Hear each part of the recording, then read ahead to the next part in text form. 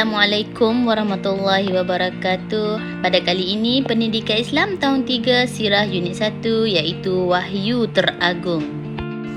Sedikit pengenalan berkenaan Bukit Nur iaitu Jabal Nur. Yang pertama, bukit ini terletak 3.2 km dari Madinah. Keadaan bukit berbatu, berpasir dan kering. Ketinggian bukit 640 meter dan di puncak bukit ada Gua Hira.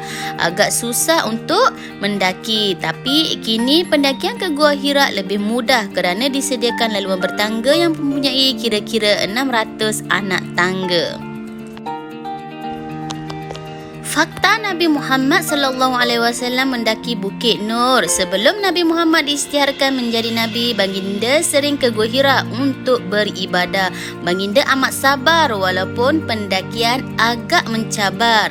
Pada 17 Ramadan ketika usia Nabi Muhammad 40 tahun, berlakulah penurunan wahyu pertama di Gua Hira iaitu melalui malaikat Jibril.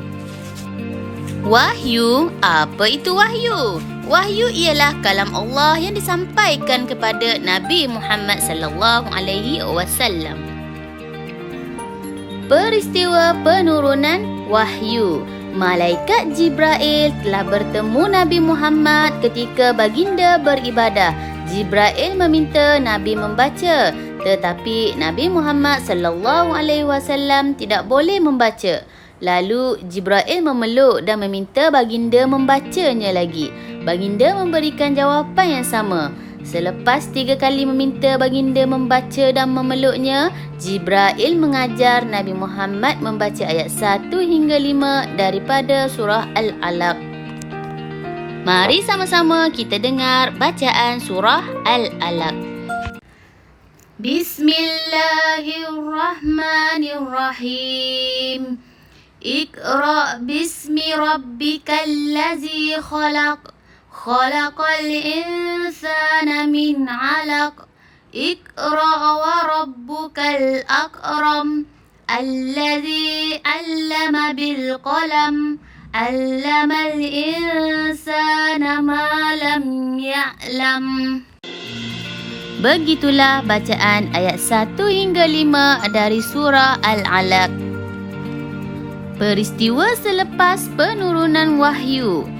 Baginda pulang menemui isterinya Khadijah dalam keadaan ketakutan. Khadijah menyelimutkan dan menenangkan baginda. Kemudian Khadijah membawa baginda bertemu sepupunya Warakah bin Naufal, iaitu seorang pendeta Nasrani. Menurut Warakah, baginda telah dilantik menjadi Rasul sebagaimana yang disebut dalam kitab terdahulu.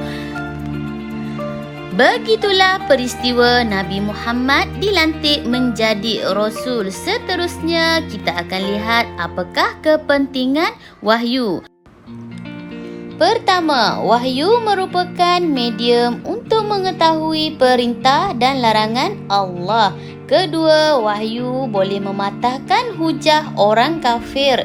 Ketiga, wahyu memberi penyelesaian kepada permasalahan manusia sepanjang zaman. Dan yang keempat, wahyu untuk menjelaskan tentang perkara sam'iyat. Dan yang kelima, wahyu mengandungi iktibar tentang peristiwa terdahulu. Apakah yang dikatakan perkara sam'iyat? Sam'iyat ialah sesuatu yang tidak dapat digambarkan dengan akal dan panca indera manusia.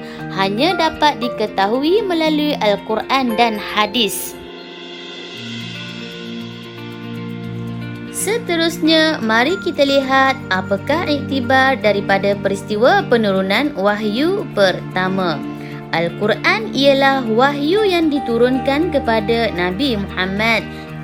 Kita mestilah menjadikan Al-Quran sebagai panduan hidup bagi mencapai kejayaan di dunia dan akhirat. Kedua, Nabi gigih mendaki Bukit Nur untuk ke Gua Hira.